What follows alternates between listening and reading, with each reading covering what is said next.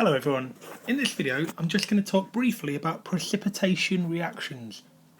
Now this is a chemistry topic that's usually taught at Key Stage 4 when looking at salts, acids and base reactions, neutralization, and then it leads a bit into electrolysis, so it's in with those kind of topics. So what we're going to do is just outline essentially what a precipitate is, or how we define a precipitation reaction, and then we're going to go through a few other useful bits to know that might help when working out which bit of the reaction actually is the precipitate.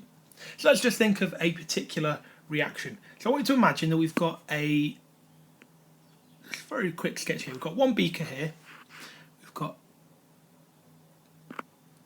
a fluid in that, and that fluid we're going to say is potassium iodide. So imagine we've got a load of potassium iodide in that beaker, so we'll just put there potassium iodide, and we're going to pour in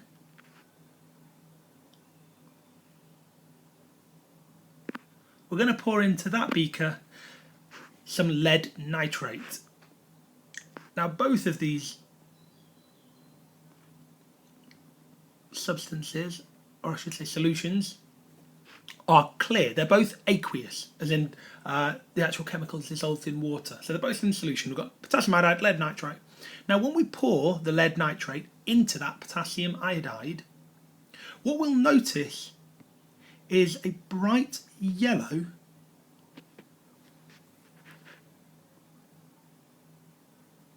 sort of chemical forming a bit like this in the middle.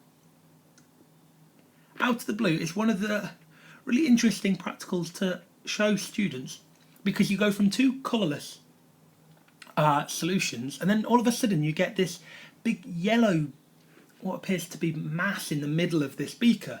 Now that yellow mass is a precipitate. A precipitate is a suspension of small insoluble solid particles. So insoluble because they're not dissolving, small insoluble solid particles that are spread throughout a liquid or a solution, and it often makes the mixture look quite cloudy. So let's think of the reaction that we've actually got happening right here. So we've got lead nitrate with potassium iodide. So we'll put here lead nitrate, which is 2Ki, so Ki, potassium iodide, and 2, because we're going to balance this equation, and that is aqueous. And we're going to add to that, we'll use a different colour to represent potassium iodide, PbNO3, and we actually have 2 of that, so I'm just going to give the full balanced equation, and that again is aqueous. And what we end up making is something called lead iodide, Pb, and we're going to use the same colours to represent what we've had before, I2, and that's actually a solid because we said a precipitate as an insoluble solid, it's a suspension of it throughout a liquid. And we also get 2KNO3, and that will be aqueous. So we have ultimately potassium iodide plus lead nitrate forming lead iodide and potassium nitrate. You can see we've almost done a little bit of a swap there. And that lead iodide in this instance, that lead iodide, the PbI2, is fully balanced there, is a suspension of small insoluble solid particles spread throughout a liquid or solution, and that's how we define a precipitate. Now, we get a precipitate formed in a precipitation reaction between two soluble salts. So we've got two soluble salts mixed together. That's when we get what's called the precipitation reaction. And you can write an ionic equation for what is actually happening, especially in this yellow beaker at the top. So if we were to just come down here,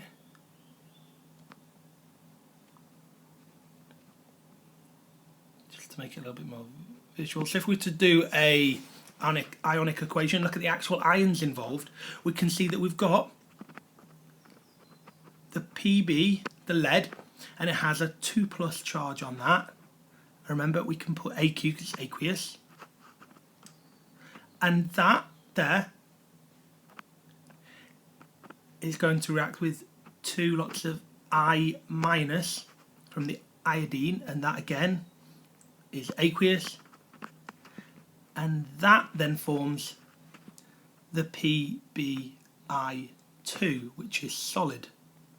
So notice in this ionic equation here, we don't have to refer to the K part or the NO3 part. We're just looking at the ions that are involved in producing that precipitate. Now, here's just a few useful bits to know. And these are particular things that I tell my students just to be aware of. So I'll put them at the top here. Just a few little things. Some charges on ions that commonly exam questions pick up on. So negative ions, just put these at the top here, because it is useful to remember the particular charges on certain things. So we'll do two. We'll do the negative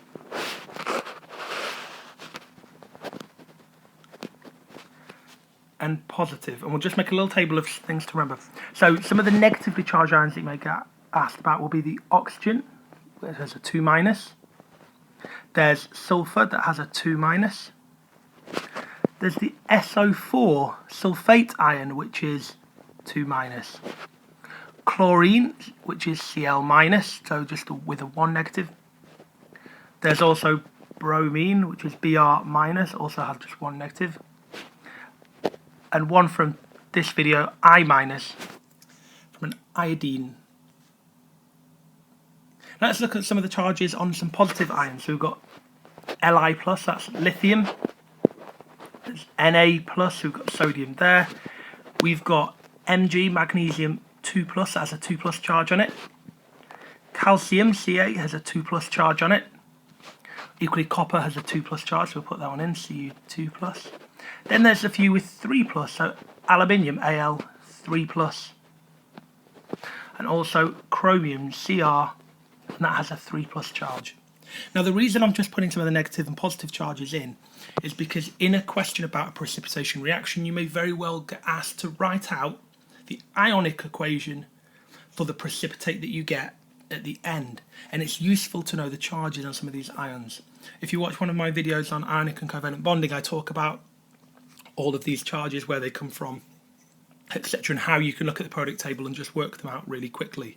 Another thing just to note is that there are certain rules that you follow when looking at soluble and insoluble salts, and you can work out precipitates from this. So all nitrates are soluble.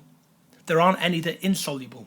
So in this reaction, if I just circle with a purple to make it really clear, in this particular reaction where we had potassium iodide and lead nitrate, you can see that we formed lead iodide and potassium nitrate, and this one here,